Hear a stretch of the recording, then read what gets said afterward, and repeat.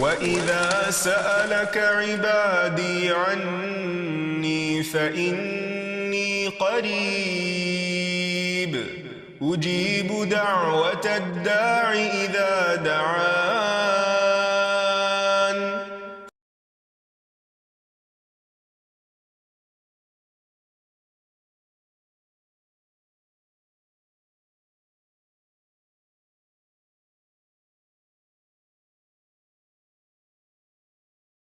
نحمده ونصلي على رسوله الكريم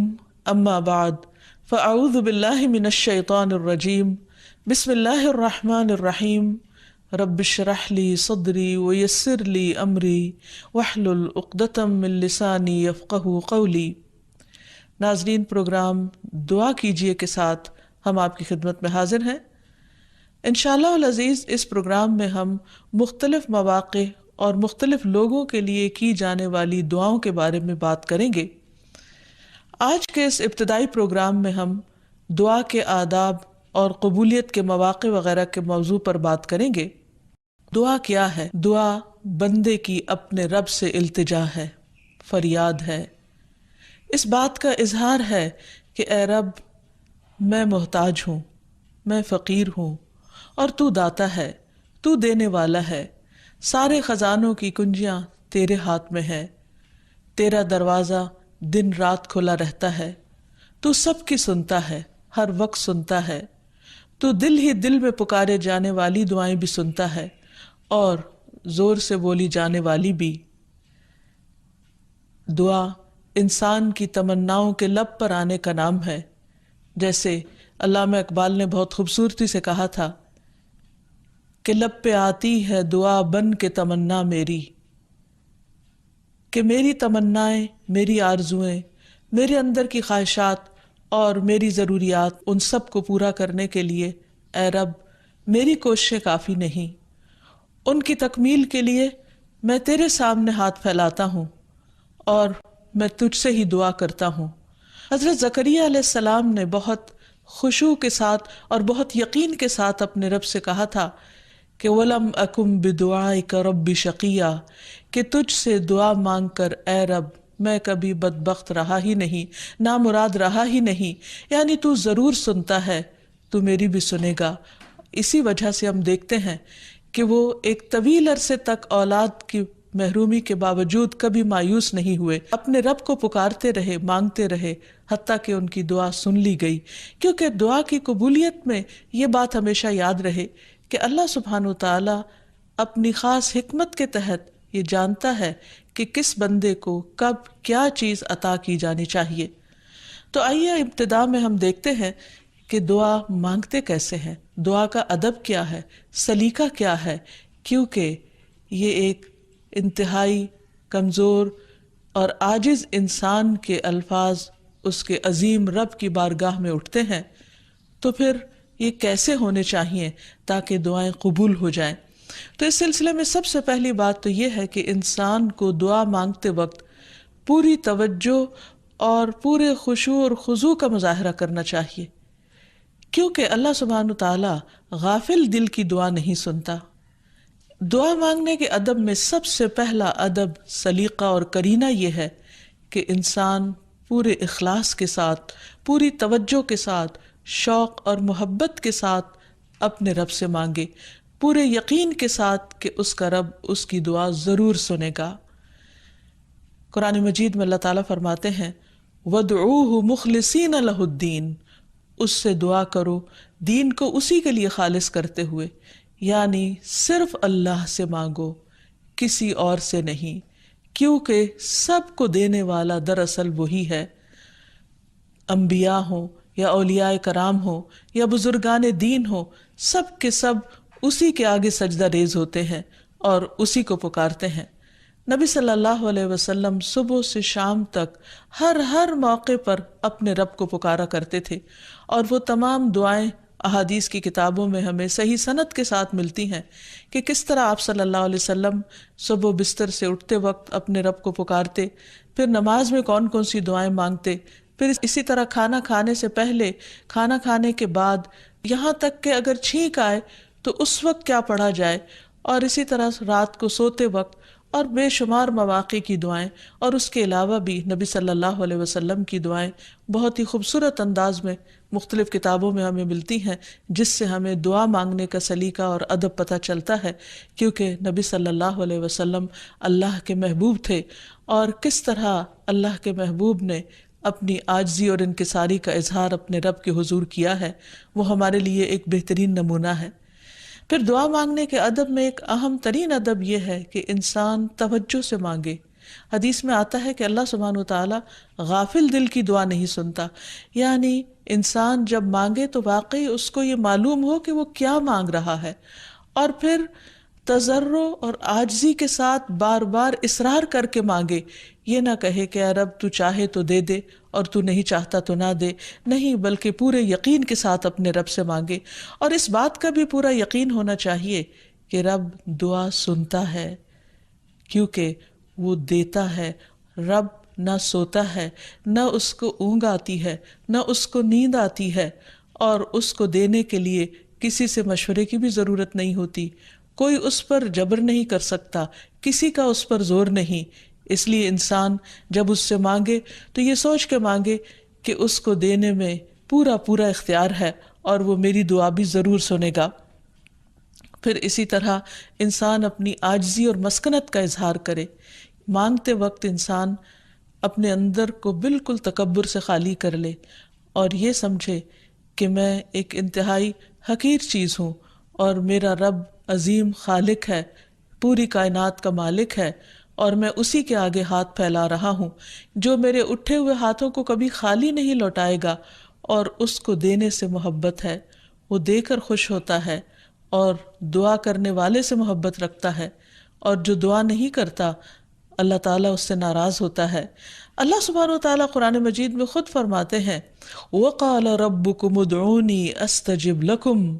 تمہارا رب کہتا ہے مجھ سے دعا مانگو، ادعونی استجب لکم، میں تمہاری دعائیں قبول کروں گا۔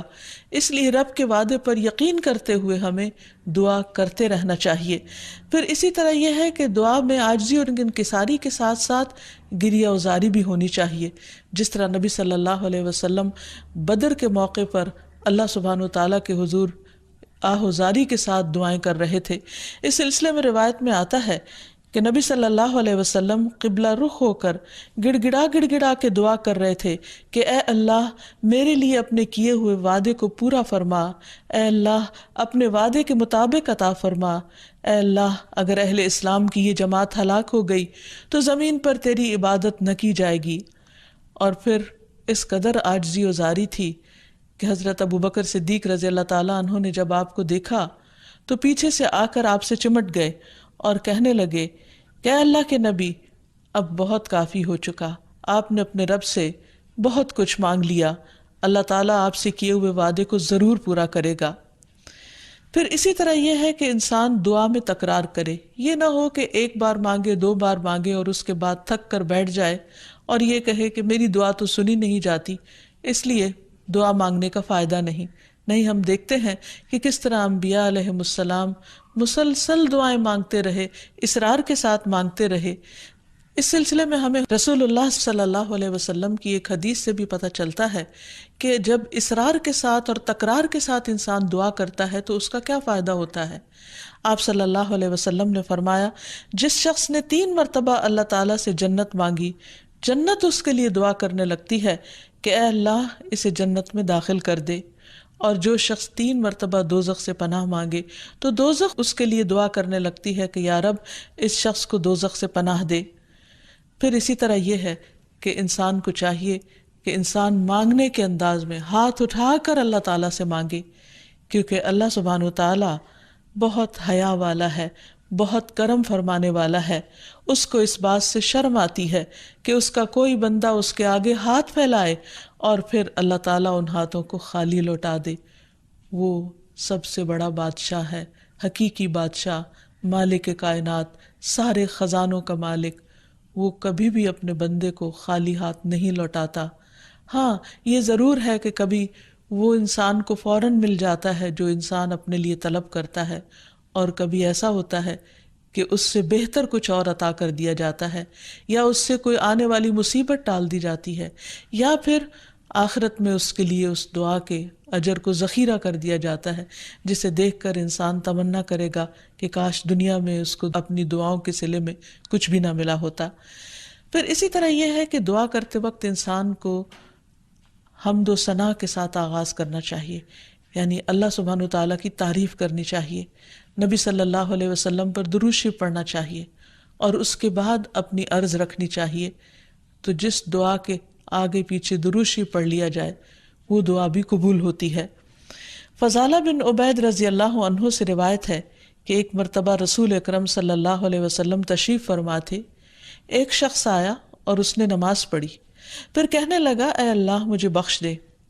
اور مجھ پر رحم کر۔ تو رسول اللہ صلی اللہ علیہ وسلم نے فرمایا اے نمازی تو نے جلدی کی، جب نماز پڑھ چکو تو بیٹھے رہو، اللہ کی اس طرح حمد و ثنا بیان کرو جیسا کہ اس کا حق ہے، پھر مجھ پر درود بھیجو، پھر اس سے دعا کرو، یعنی یہ دعا مانگنے کا ادب اور سلیقہ ہے۔ پھر اسی طرح یہ ہے کہ انسان کی دعاؤں کی قبولیت میں بعض اوقات اس کے گناہ حائل ہوتے ہیں، اور جب انسان استغفار کرتا ہے، توبہ کرتا ہے تو دروازے کھل جاتے ہیں۔ اسی لیے انسان جب دعا کرے تو اس کے ساتھ ساتھ اپنے رب سے توبہ اور استغفار کرے۔ پھر اسی طرح دعا کرنے کے ادب میں سے ایک چیز یہ بھی ہے کہ انسان جب دعا کرنا شروع کرے تو سب سے پہلے اپنے لیے دعا کرے، پھر اپنے قریبی لوگوں کے لیے دعا کرے، اور پھر تمام لوگوں کے لیے دعا کرے۔ جیسے حضرت ابراہیم علیہ السلام کی دعا میں آتا ہے ربنا اغفر لی ولوالدی وللمؤمنین یوم یقوم الحساب، کہ اے ہمارے رب مجھے بخش دے اور میرے والدین کو بخش دے اور تمام مومنوں کو بخش دے جس دن حساب کتاب قائم ہو۔ پھر اسی طرح دعا مانگنے کے آداب میں سے یہ بھی ہے کہ انسان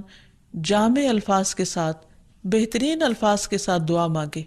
اور اس سلسلے میں ہم دیکھتے ہیں کہ نبی صلی اللہ علیہ وسلم سے بڑھ کر کس کے الفاظ جامع ہو سکتے ہیں، کمپریہنسو، کہ کم الفاظ میں زیادہ بڑی چیزیں مانگی گئی ہیں۔ اس لیے ہمیں مسنون دعاؤں کو یاد کرنے اور ان کو پڑھنے کا بھی اہتمام کرنا چاہیے۔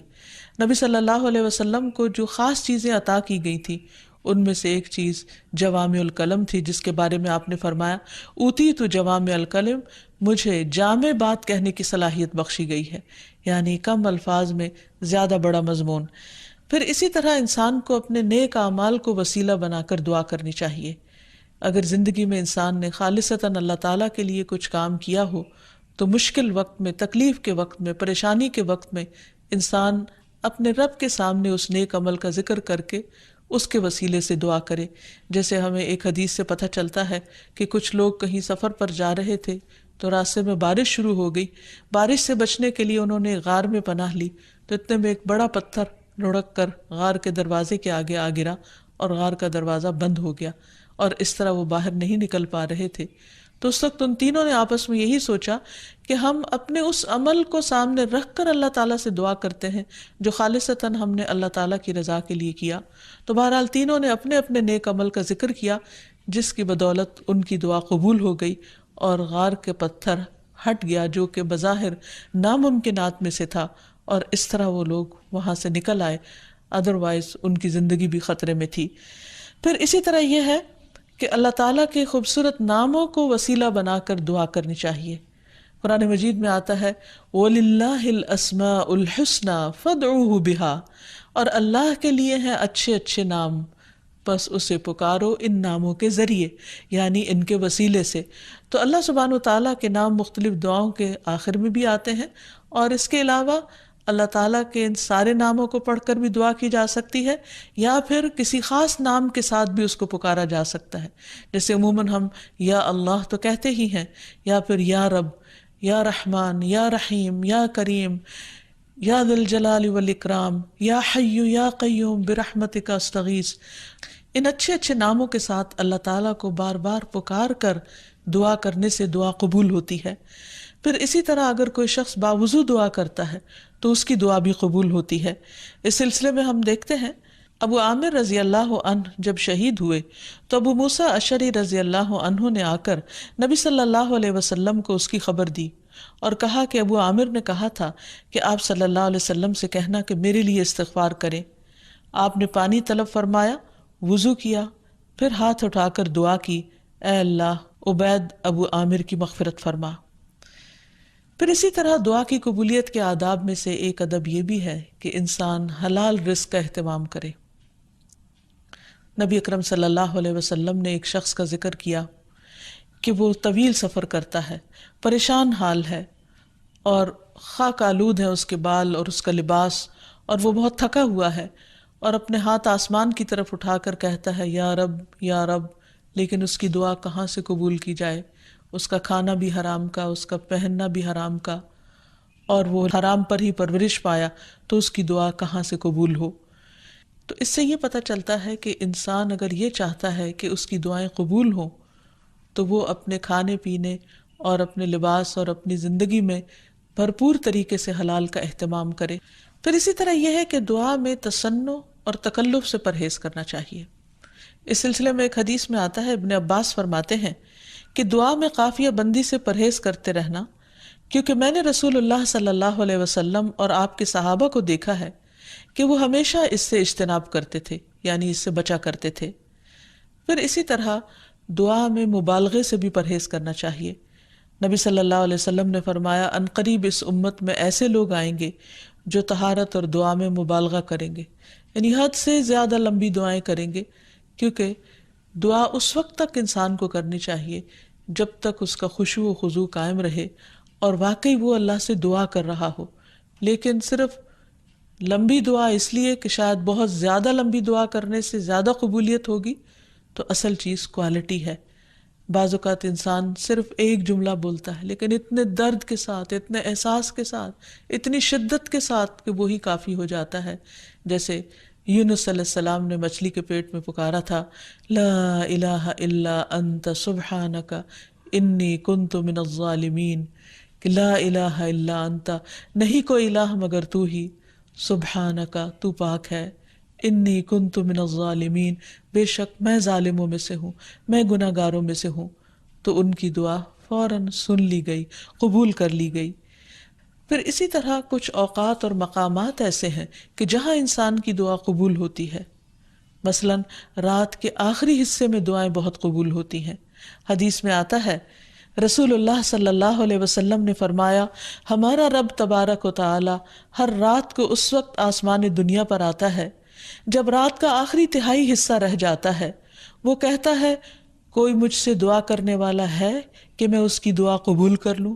کوئی مجھ سے مانگنے والا ہے کہ میں اسے عطا کر دوں؟ کوئی مجھ سے بخشش طلب کرنے والا ہے کہ میں اسے بخش دوں؟ یعنی اگر کوئی اس وقت مجھ سے دعا کرے گا تو میں ضرور اس کی دعا قبول کر لوں گا۔ لیکن عموماً رات کے آخری حصے میں انسان گہری نیند میں چلا جاتا ہے اور یہ قبولیت کا وقت اس سے کھو جاتا ہے۔ تو اس خصوصی طور پر اگر انسان کی زندگی میں کوئی پریشانی ہو یا کچھ چیزوں کے بارے میں وہ واقعی سنجیدہ ہو کہ وہ اسے ملنی چاہیے دنیا اور آخرت کی کامیابیوں میں سے، بھلائیوں اور خیر میں سے، تو اس کو چاہیے کہ اس وقت میں دعا کا اہتمام کرے۔ نبی صلی اللہ علیہ وسلم نے یہ بھی فرمایا کہ تمام اوقات سے زیادہ بندہ پچھلی رات میں اپنے رب کے قریب ہوتا ہے، پس اگر تم سے ہو سکے تو تم اس گھڑی میں اللہ کو یاد کرنے والوں میں سے بن جاؤ تو ضرور بن جاؤ۔ پھر اسی طرح آذان کے بعد اور اقامت سے پہلے دعا قبول ہوتی ہے، یعنی مؤذن جب آذان دے رہا ہو تو جو الفاظ وہ دہرا رہا ہو ان کو دہراتے جانا چاہیے، سوائے حی علی الصلاح اور حی علی الفلاح کے، کہ اس کے جواب میں لا حول ولا قوت الا باللہ پڑھنا چاہیے۔ اور جب مؤذن آذان کہہ چکے تو آذان کے بعد کی دعا پڑھ کے، درود شریف پڑھ کر، جو بھی انسان کے دل میں حاجت ہو وہ اپنے رب کے سامنے رکھے، تو وہ دعا کے قبولیت کا وقت ہوتا ہے، اس وقت آسمان کے دروازے کھلتے ہیں۔ تو اس وقت انسان کو یہ وقت ضائع نہیں کرنا چاہیے اور چھوٹی چھوٹی چیزیں بھی اپنے رب سے مانگتے چلے جانا چاہیے تاکہ انسان کسی انسان کا محتاج نہ ہو۔ پھر اسی طرح سجدہ میں انسان اپنے رب کے بہت قریب ہوتا ہے، اس وقت دعائیں خوب سنی جاتی ہیں، تو خوب انسان کو پکارنا چاہیے۔ فرض نماز کے بعد دعا قبول ہوتی ہے، تو فرض نماز کے بعد آیت الکرسی پڑھنا اور دعا مانگنا انسان کے فائدے میں ہے، بجائے اس کے کہ انسان فوراً مصلی سے اٹھ جائے یا ادھر ادھر کی باتیں شروع کر دے۔ پھر اسی طرح جمعے کے دن ایک خاص گھڑی ہوتی ہے جس میں انسان کی دعا قبول ہوتی ہے، اور اس کے بارے میں ایک روایت میں آتا ہے کہ وہ جمعے کے دن کی آخری گھڑی ہوتی ہے۔ تو بہرحال جمعے کے دن خصوصی طور پر دعاؤں کے مانگنے کا اہتمام کرنا چاہیے۔ پھر اسی طرح ماہ رمضان میں ہر دن اور رات میں ایک گھڑی ایسی ہوتی ہے کہ جس میں دعا قبول ہوتی ہے، اس وقت بھی زیادہ سے زیادہ دعائیں مانگنی چاہیے۔ عرفہ کے دن اللہ سبحانہ و تعالیٰ سب سے زیادہ لوگوں کو جہنم کی آگ سے آزاد کرتا ہے، تو اس دن وہاں کے لوگ جو حج پر گئے ہیں وہ تو دعائیں مانگتے ہی ہیں، اور جو لوگ نہیں بھی جا سکے وہ بھی اس دن کی برکت سے فائدہ اٹھاتے ہوئے خوب خوب دعائیں کریں۔ پھر اسی طرح بارش ہوتے وقت بھی دعا قبول ہوتی ہے، پھر زمزم پیتے وقت دعائیں قبول ہوتی ہیں، قرآن مجید کی تلاوت کے بعد دعا قبول ہوتی ہے،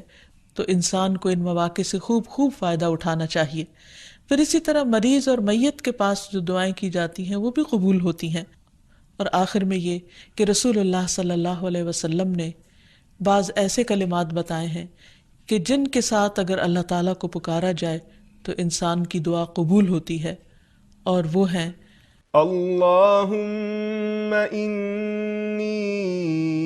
أسألك يا الله